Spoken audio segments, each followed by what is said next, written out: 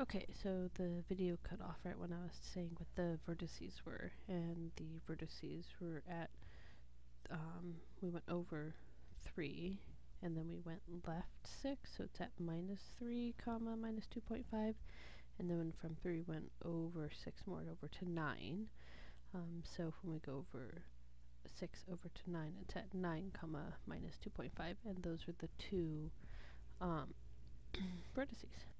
Okay, so now we're going to do the foci, and the foci are C units from the center, and we know that C is 3 root 3. So we know that's a little more than 5. It's about 5.2, so we're going to graph that using that number. So we're going to go to the center, and we're going to go over 5, 1, 2, 3, 4, 5, and a little bit more for the foci. And then we are going to go foci left C, 1, 2, 3, 4, 5, and a little bit more. So then we have the foci.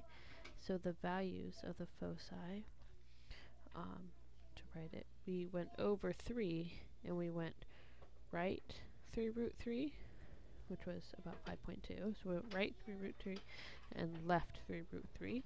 So we went over to 3, and we added and subtracted 3 root 3, and the y values was the same at minus 2.5.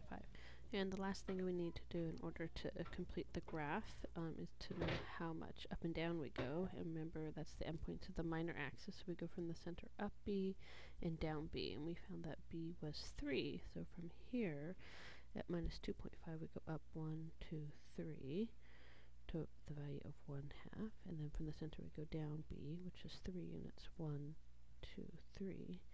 So we have the endpoints of the minor axis there. I'm just going to label those values.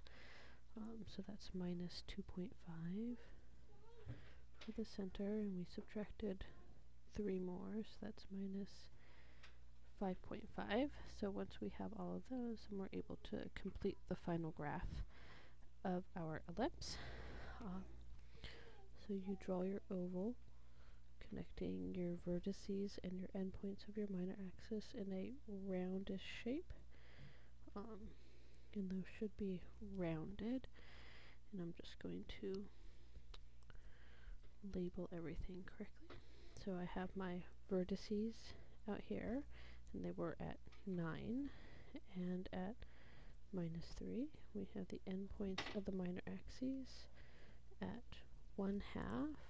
Make that look like it's at 1/2, and at minus 5.5, and we have the center and the 2 foci that are marked.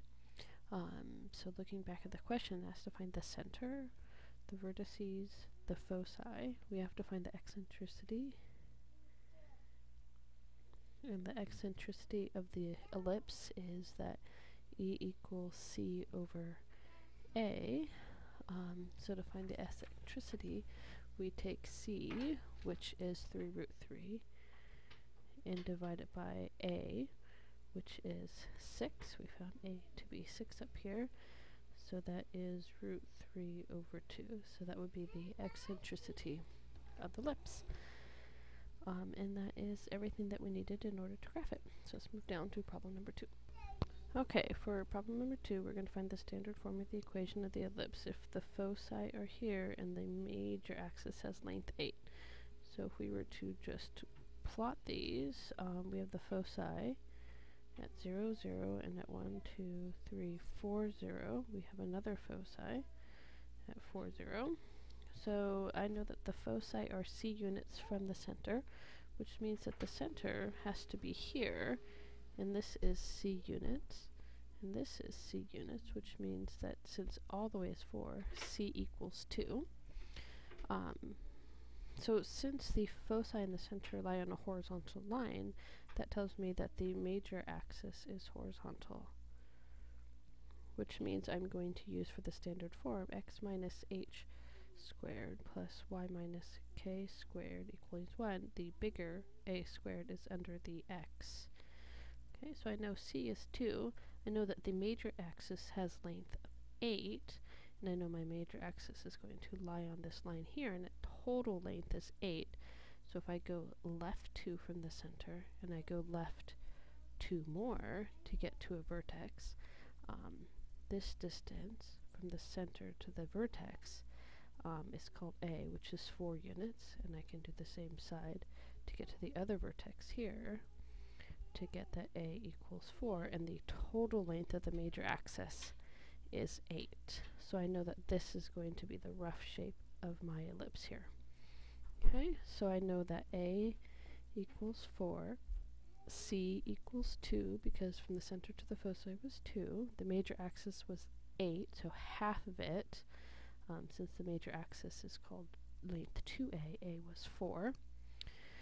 So I can use the formula A squared minus B squared is C squared in order to find our B value, which is what goes under the y in our equation. So A squared is 4 squared, or 16, minus B squared is C squared, 2 squared, which is 4. Bring B squared over, equals 20, or B is 2 root 5 when we simplify the radical. Did I do that right? No. It is 12, actually. So I'm going to bring B squared over and subtract it. So B is 2 square root 3.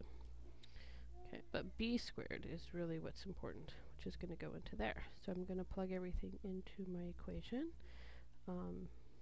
So it's x minus h is the center. Here's my center. The coordinates of the center were at 2, 0, because it's the midpoint of your foci. So it's the x coordinate was 2.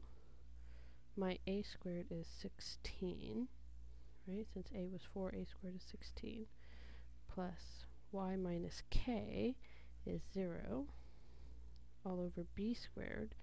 B squared is 12, or just simplified x minus 2 squared over 16, plus y squared over 12 equals 1. So either of these two forms would be correct, but you don't have to write the minus 0. Okay, so those were 2 examples.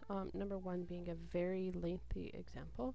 What you need to do now is open your books to page 647 and take notes and read through the examples in section 9.2 to complete the lesson. And have a good night.